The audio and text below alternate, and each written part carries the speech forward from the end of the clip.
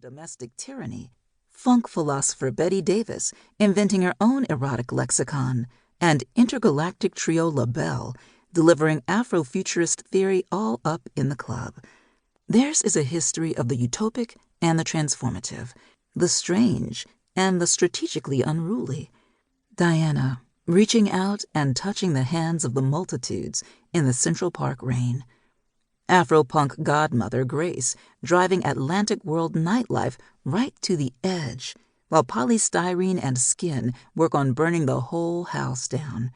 It's Whitney's melisma, lighting up post-civil rights America. And it's Ms. Hill, with her renegade contralto scoring 1,000 turn-of-the-century sorrow songs for the hip-hop generation. It's a hard-working H-Town, new millennium storm system performing radical black pop feminism to fight catastrophe. And it's her avant-garde genius baby sis staging a blackest of black uprising right in the center of the lily-white Guggenheim. Theirs is a history of game-changing art that stands as an affirmation of our past, as well as the unrecorded future of sound, that which is booming in the not yet, the place where all those sisters of the yam are running us straight into the dawn.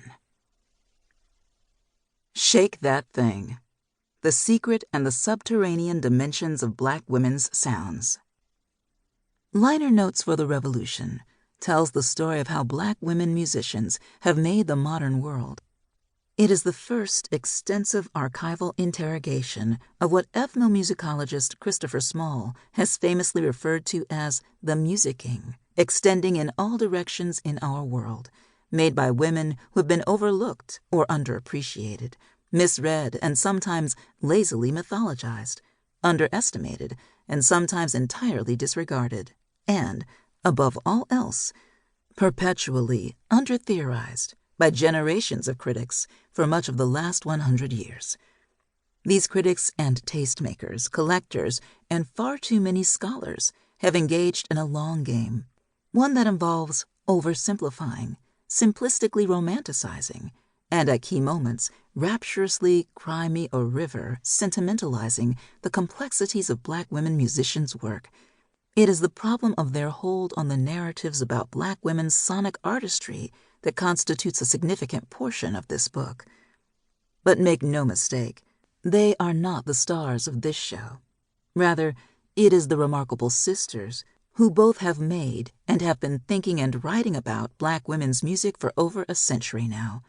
They are the ones who stand front and center in this study, and they are the ones who have so fundamentally reshaped structures of feeling and expressive cultural forms in the popular domain since the dawn of the 20th century that one would be hard-pressed to imagine an American culture without their influence. But do we even know some of these sisters' names? These women, this book argues, are culture makers who often labor right before our very eyes and ears without our recognition of the magnitude of their import.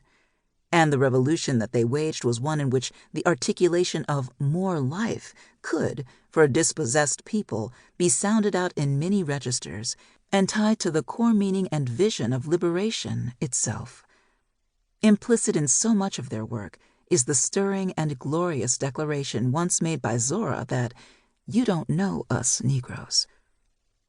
Black women's musical practices are, in short, revolutionary, because they are inextricably linked to the matter of Black life. Their strategies of performance perpetually and inventively philosophize the prodigiousness of its scope. But also, and quite crucially, Black women's musical practices are revolutionary because of the ways in which said practices both forecast and execute the viability and potentiality of Black life. This is not, I argue, a pessimistic operation, though the book does throughout take seriously the ways that various artists have wrestled with the ongoing crisis of precarity hanging over Blackness and its conditions of possibility. As we shall hear, the performers and their accompanying scribes and theorists who populate liner notes for the revolution, the sisters who are getting it all down for the record, are in this together. And they are busy, as the literary lioness Toni Morrison might say, busy being original, complicated, changeable, human.